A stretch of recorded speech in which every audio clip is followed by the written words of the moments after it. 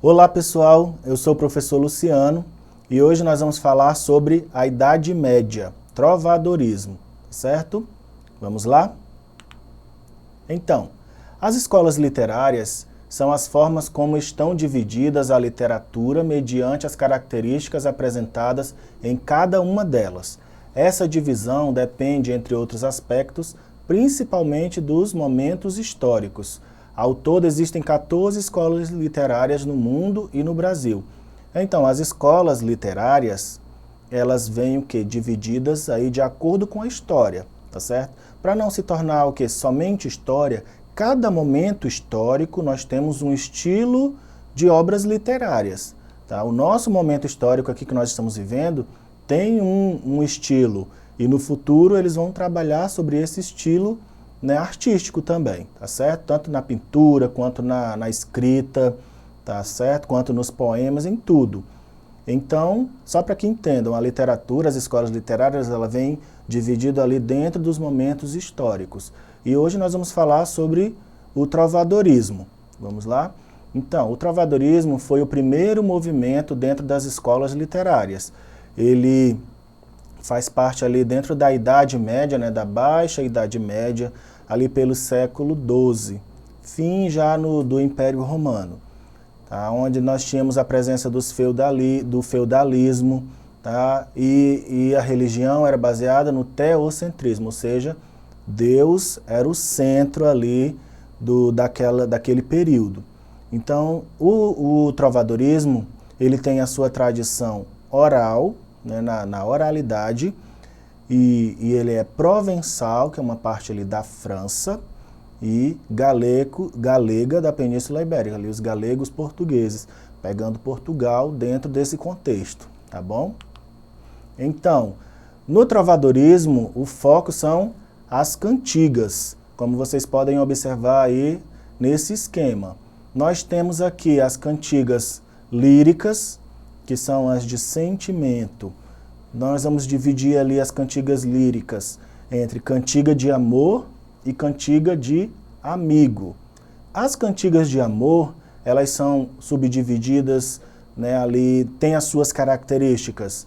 O eu lírico, ele é masculino, tá certo? E o eu lírico ali, a pessoa daquele discurso, ele é submisso, coitado, né, tem um sofrimento dentro daquela cantiga. Tá? Já na cantiga de amigo, o eu lírico é feminino e ele vai tratar do quê? Da saudade, porque ali a linguagem já vai ser mais popular, o refrão vai ser mais repetitivo, certo? Então nós temos essa divisão dentro das cantigas líricas, tá bom? Então o trovadorismo ele surgiu ali no meio da Idade Média, onde tinha aquelas guerras, castelos, reis, rainhas, tá bom? Então, dentro disso aí, nós temos essa divisão das cantigas. Já que a tradição oral, né, cantigas é o quê? São cantos. E ali eles faziam as cantigas líricas, que envolviam o sentimento, para um amor ou para o amigo. Então, como eu falei, né, as cantigas são divididas em líricas e a outra é a satírica, como vocês podem observar aí nesse esquema. Então, as cantigas satíricas, elas são divididas também em escárnio, que são uma forma de indireta, e maldizer, que já é uma direta. Ou seja, a de escárnio, ela não vai, o vocabulário dela é meio comedido, né, já é ali mais para os salões da nobreza, então ela não vai determinar de quem ela está falando dentro daquela cantiga. Já a cantiga de maldizer, não, ela vai determinar, ela vai dizer quem ela está falando. E a linguagem dela já é um pouco mais marginalizada, porque o vocabulário também é informal, é usado ali nas ruas, tá certo? Então, dentro do trovadorismo, nós temos essas divisões, tá? Das cantigas líricas, para o amor, para o amigo, e das cantigas satíricas, que já vai para o escárnio e para o maldizer. Vamos lá? Então nós temos aqui um exemplo de uma cantiga de amor do Afonso Fernandes. Vamos ver aí como que era essa entrega desse eu lírico dentro do texto. Aí ele diz o seguinte: Senhora minha, desde que vos vi, lutei para ocultar esta paixão, que me tomou inteiro o coração, mas não o posso mais e decidi que saibam todos o meu grande amor, a tristeza que tenho, a imensa dor que sofro desde o dia em que vos vi. Então, percebem aí essas características da cantiga de amor, esse sofrimento, né, essa submissão a esse amor, a essa amada, tá certo? Então, vamos trazer para os nossos dias hoje, para a atualidade. Será que nós temos na nossa atualidade cantigas com essa característica, com essas características? Vamos ver. Nós temos aqui uma canção de Caetano Veloso chamada Queixa. E eu trouxe um fragmento para vocês, vamos ver. Diz o seguinte: princesa, surpresa, você me arrasou, serpente, nem sente que me envenenou. Senhora, e agora me diga onde eu vou? Senhora, serpente princesa, um amor assim violento, quando torna-se mágoa, é o avesso de um sentimento, oceano sem água. Então percebem aí que lá no século XII, que tinha essa entrega, esse amor, hoje no século XXI, né, no século XX para o XXI, nós também temos essa presença, nós também temos esses elementos dentro dos textos, tá certo? Então nós temos essa comparação. Caetano Veloso também, ele comparou o amor que ele tinha como um veneno de uma serpente. Ela envenenou ele. Nós sabemos que o veneno, quanto mais seu coração bate, né, mais ele vai te matando. Tá vendo essa entrega, né, essa submissão a esse sentimento? Vamos seguir. Nós temos aqui também outro exemplo, né, de Martim Codex, paráfrase. Ondas do mar de Vigo, se vires meu namorado, por Deus, digam se virá cedo. Ondas do mar revolto, se vires o meu namorado, por Deus, digam se virá cedo. Se vires meu namorado, aquele por quem eu suspiro, por Deus, digam se virá cedo.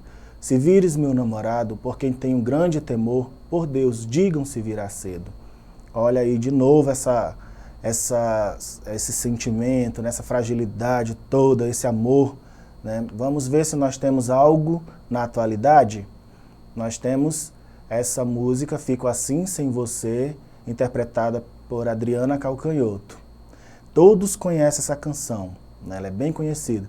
Tô louca pra te ver chegar, tô louca pra te ter nas mãos, deitar no teu abraço, retomar o pedaço que falta no meu coração. Eu não existo longe de você e a solidão é o meu pior castigo. Eu conto as horas para poder te ver, mas o relógio tá de mal comigo. Por quê? Por quê? Né? Não vou aqui cantar, certo? Mas todos conhecem, sabem, podem cantar aí na sua casa. Observem aí essas características trovadorescas, né? Essa cantiga de amor, né? Que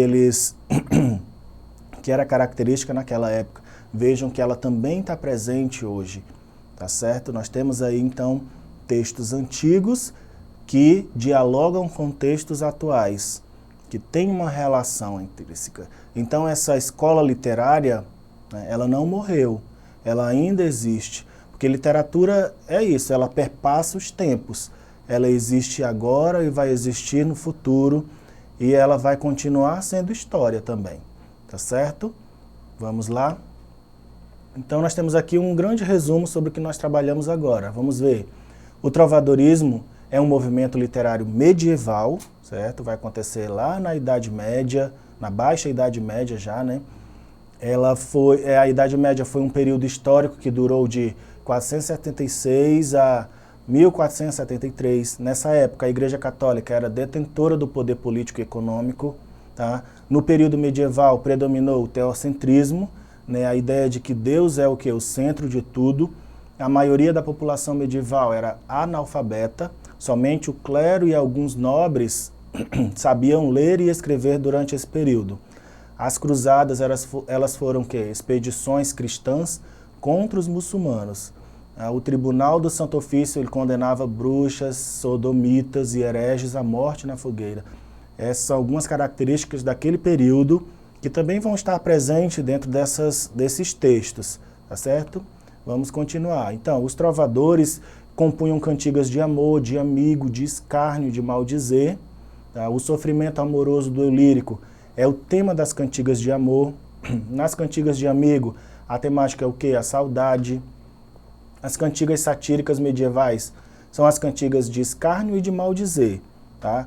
Porque uma ela é mais direta e outra é um pouco, uma determina a pessoa lá, né, de quem ela está falando, e a outra ela não determina, ela deixa ali meio subentendido, né? Ela fala mal ali, mas não deixa entender. Já a outra não, já diz quem é e ponto. O texto é: Cantiga da Ribeirinha inaugurou a literatura portuguesa, né, os galegos, portugueses, lembram? Os cancioneiros são coletâneas de textos medievais preservados em Portugal. Dom Dines e João Garcia de Guilhades são alguns dos principais trovadores portugueses, certo? Então nós temos aí um resumão dessa escola, tá? Para você conhecer mais é só pesquisar, que ela está aí presente, tá? Dentro da literatura. Nós vimos que ela faz parte também faz parte aqui da atualidade, porque são sentimentos, e os sentimentos eles perduram porque faz parte da nossa vida, né? Vamos para o nosso exercitando. Então leia aqui a primeira estrofe de uma cantiga satírica de Dom Dines, adaptada ao português atual. Quando outro dia esteve sentado Dom Fulano, em mim começou grande aborrecimento crescer. De muitas coisas que lhe ouvi dizer, disse ele: irei, pois já se vão deitar. E eu disse: boa sorte achaste, porque irás e me deixarás. Após a leitura, é possível concluir que esse texto é parte de uma cantiga de escárnio. Por que ele é parte de uma cantiga de escárnio? Demonstra o sofrimento do eu lírico no verso: em mim começou o grande aborrecimento crescer. Demonstra a saudade do eu lírico no verso: porque irás e me deixarás, em referência ao misterioso amigo. Não há identificação da pessoa de quem o eu lírico critica, pois ela é chamada de Dom Fulano. Não há identificação do trovador no texto, o eu lírico dialoga com Dom Fulano. E aí, qual dessas? Alternativa C. A cantiga de escárnio ela vai se diferenciar da de maldizer, porque não deixa clara a identificação da pessoa, né, na de maldizer. Nessa cantiga Dom Dines, a expressão Dom Fulano não permite que saibamos quem é alvo do ataque, certo? Então a cantiga de escárnio ela não determina, ele não disse quem foi, né, quem cometeu ali, tá certo? Por isso, por essa característica, tá? Então, chegamos ao fim dessa aula. Acessem a plataforma Eduque, revejam essa aula, entre outros conteúdos, tá? Até mais.